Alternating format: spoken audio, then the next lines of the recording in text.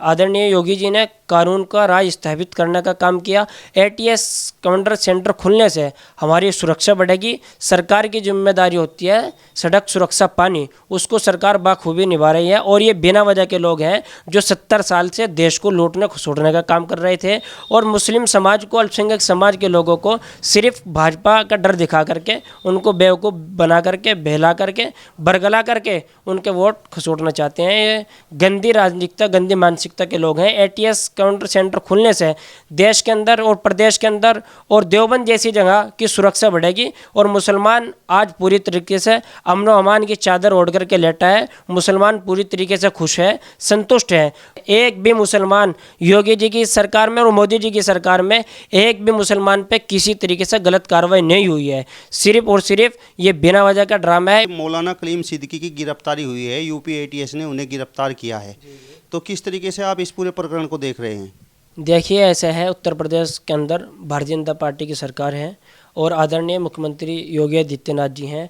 मौलाना कलीम सिद्दीकी साहब की गिरफ्तारी पर मैं कहना चाहता हूं कि बिना वजह की फालतू की बातें मुसलमान या कोई भी आदमी न करें। उनकी गिरफ्तारी हुई है, गिरफ्तारी के बाद उनसे पूछताछ और जांच चल रही है। जो सच होगा, जो सच्चाई होगी वो सामने आएगा सच। और जो अगर वो गलत है उनको पर निश्चित रूप से कार्रवाई होनी चाहिए। जो सच है वो बिल्कुल सामने आना चाहिए। और योगी जी की सरकार है, इसमें सबका साथ, सबके विकास, सबके विश्वास को लेकर के काम हो रहा है। आदरणीय मोदी जी का, आदरणीय योगी जी का यही नारा है। और अपराधियों के बारे में भी यही है, जो हिंदू है, मुसलमान है, सिख ईसाई है, वो कोई भी है, अपराधी का या किसी भी जालिम का या जुल्म करने वाले का कोई धर्म नहीं होता। वो कोई भी हो, उस पर निश्चित रूप से कार्रवाई होनी चाहिए। कुछ लोगों ने यहाँ पर एटीएस कमांडो सेंटर खुलने पर भी विरोध किया। अब मौलाना कलीम सिद्दीकी की जो गिरफ्तारी हुई है उस पर भी वे अपना विरोध प्रदर्शन कर रहे हैं, एक तरह से नाराज़गी जाहिर कर रहे हैं। तो किस तरीके से आप देखते हैं, एटीएस कमांडो सेंटर खुलने से क्या मुस्लिम समाज को किसी प्रकार का कोई नुकसान है? देखिए, एटीएस कमांडर खुलने से आदरणीय योगी जी जब से प्रदेश में आए हैं, लगभग 4.5 साल हो गए हैं। आप देख रहे होंगे देश के अंदर, प्रदेश के अंदर कानून का राज कायम है। आदरणीय योगी जी ने कानून का राज स्थापित करने का काम किया। एटीएस कमांडर सेंटर खुलने से हमारी सुरक्षा बढ़ेगी। सरकार की जिम्मेदारी होती है सड़क सुरक्षा पानी, उसको सरकार बाखूबी निभा रही है। और ये बिना वजह के लोग हैं जो 70 साल से देश को लूटने खसोटने का काम कर रहे थे। और मुस्लिम समाज को, अल्पसंख्यक समाज के लोगों को सिर्फ भाजपा का डर दिखा करके, उनको बेवकूफ़ बना करके, बहला करके, बरगला करके उनके वोट खसोटना चाहते हैं। ये गंदी राजनीतिकता, गंदी मानसिकता के लोग हैं। एटीएस काउंटर सेंटर खुलने से देश के अंदर और प्रदेश के अंदर और देवबंद जैसी जगह की सुरक्षा बढ़ेगी। और मुसलमान आज पूरी तरीके से अमन व अमान की चादर ओढ़ करके लेटा है। मुसलमान पूरी तरीके से खुश है, संतुष्ट है। जो 2-4% लोग हैं जिनको गुंडागर्दी करनी है या बदमाशी करनी है या दलाल करनी है, वो बिल्कुल इस सरकार में परेशान है। और उनको परेशान होना भी चाहिए क्योंकि उनकी दुकानें बंद हो चुकी हैं।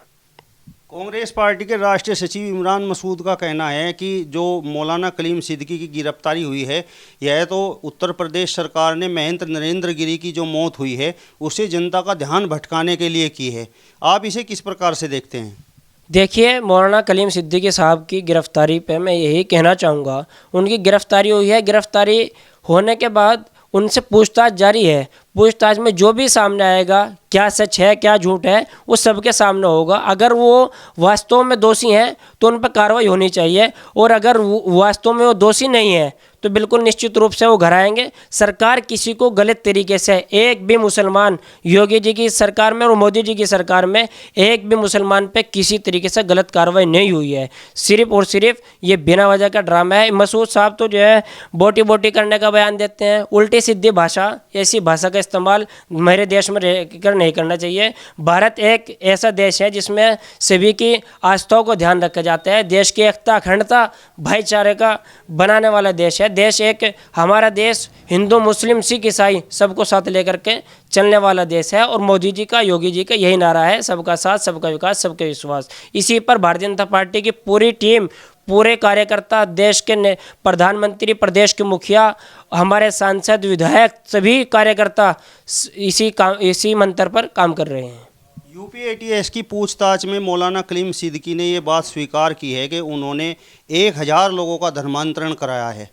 इसके लिए जो है ये भी बताया जा रहा है कि बाहर से उन्हें फंडिंग होती थी। तो इस पर जो है आप किस प्रकार से देखते हैं? देखिए, इन सभी चीज़ों की जांच चल रही है। जांच पूरी तरीके से नहीं हुई है, पूछताछ जारी है। उनको 2-4 दिन की हिरासत में रखा गया है। जैसे ही पूरी बातें सामने आएगी, जो सच होगा वो आप सबके सामने होगा। जो सच्चाई है उस पर कार्रवाई होनी चाहिए। और इस्लाम जो है ज़बरदस्ती किसी का धर्म बदलवाने की इजाज़त नहीं देता। अगर इस तरीके से वो कर रहे हैं और उन्होंने कबूल किया है और वो गलत हैं तो बिल्कुल उन पर कार्रवाई होनी चाहिए। लेकिन अगर बिना वजह का उनको ऊपर इस तरीके का षड्यंत्र रचा जा रहा है, वो बिल्कुल गलत है। मैं अपनी सरकार के ऊपर, अपने प्रधानमंत्री जी के ऊपर, अपने मुख्यमंत्री जी के ऊपर मुझे पूरा विश्वास, भरोसा, यकीन है कि वो इस तरीके की कोई वो नहीं करेंगे। कुछ ना कुछ है तभी उनको उठाया गया है और जो भी कुछ होगा सच सामने आएगा। आप ये बताइए कि वर्तमान सरकार में क्या आपको ऐसा लगता है कि गलत काम करने पर केवल मुस्लिमों पर ही उत्तर प्रदेश सरकार कार्रवाई कर रही है, हिंदुओं पर नहीं कर रही? देखिए, विकास दुबे एक मुसलमान नहीं था। जो अपराधी है, जो जुल्म करेगा या प्रदेश का माहौल ख़राब करने की कोशिश करेगा, उस पर निश्चित रूप से योगी जी कार्रवाई करेंगे। योगी जी ने पहले दिन कहा कि मैं बिना भेदभाव के विकास कार्य कर रहा हूं।